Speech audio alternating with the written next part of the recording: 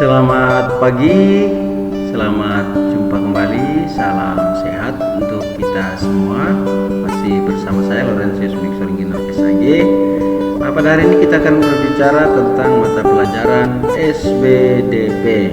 Nah, boleh dilihat pada buku SBDP-nya halaman 27, pelajaran 3. Nah, hari ini kita akan belajar tentang mengenal tari daerah. Pada bagian yang pertama nanti kita akan melihat tentang jenis-jenis tari, dan kemudian bagian yang kedua adalah mengenal tari daerah, dan yang ketiga adalah gerak tari.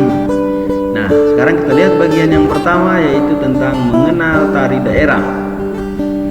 Tari daerah adalah tarian yang tumbuh dan berkembang di suatu daerah di Indonesia. Tari daerah atau tradisional biasanya dibawakan secara turun-menurun, memiliki nilai historis yang tinggi. Nah, di Indonesia ada beberapa suku dan bangsa, dan setiap suku memiliki kesenian tari daerah masing-masing. Kesenian tersebut merupakan bagian dari kebudayaan. Nah, untuk daftar tarian daerah yang ada di Indonesia bisa dilihat pada buku paket kalian halaman 29 dan 30. Kemudian bagian yang kedua adalah tentang jenis-jenis tari. Indonesia memiliki beragam tari daerah.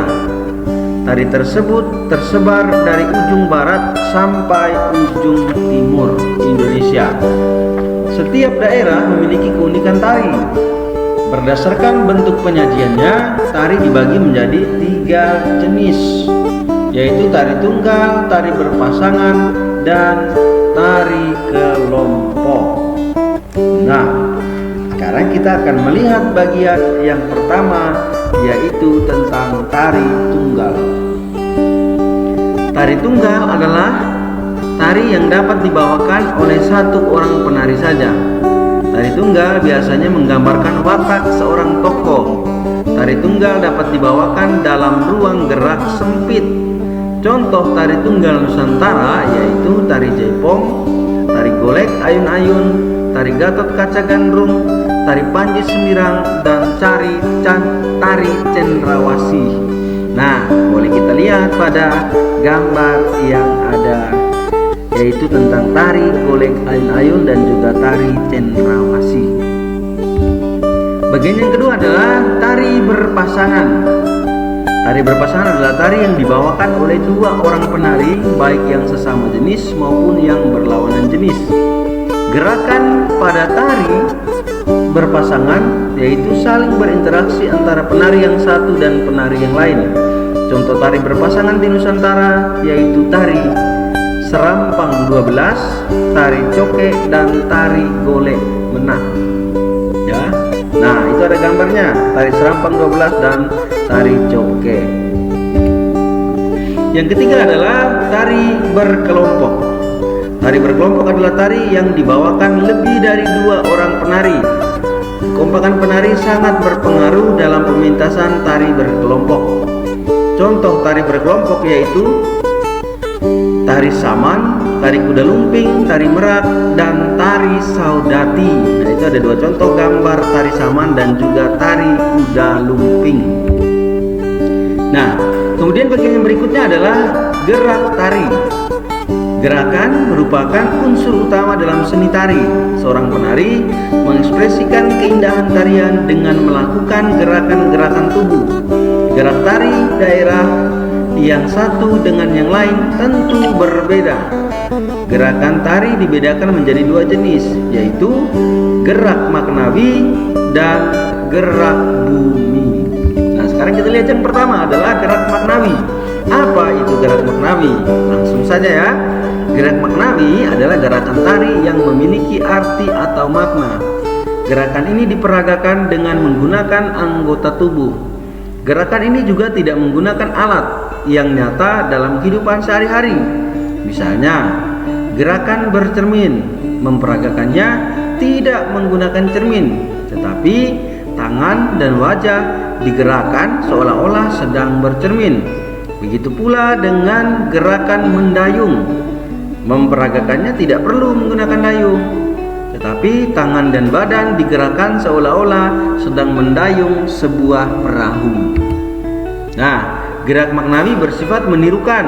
Jenis gerakan ini dapat menirukan gerakan hewan, alam, ataupun manusia.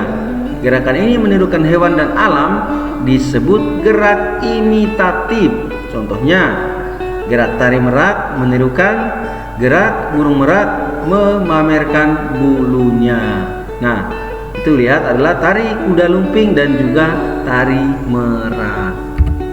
Kemudian, gerak menirukan aktivitas manusia disebut gerak mimitif. Contohnya, gerak tari bondan menirukan gerakan ibu mengasuh anaknya. Tari pukat menirukan gerak nelayan membuat jaring. Nah, itu ada contohnya ya. Tari bondan dari Jawa Tengah dan juga tari tarik pukat dari Aceh. Yang kedua adalah gerak murni.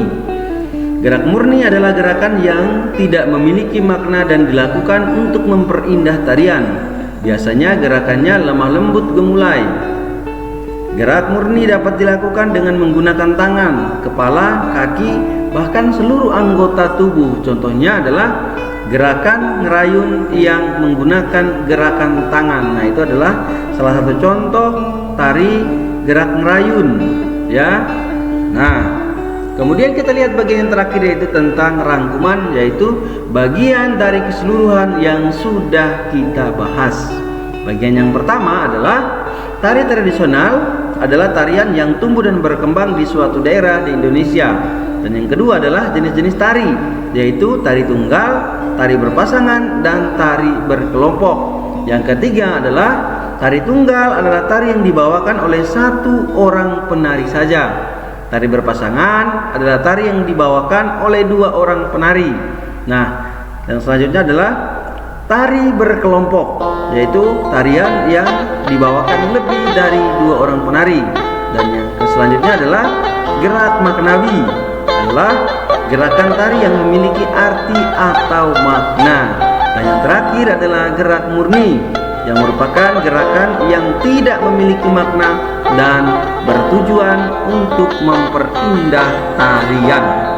Nah, untuk mempelajarinya lebih lanjut, kalian dapat mengerjakan soal yang ada di buku paket kalian pada halaman 35 dan 36. Kerjakan bagian 1, 2, dan 3. Kemudian kirimkan pekerjaan kalian via WA pribadi.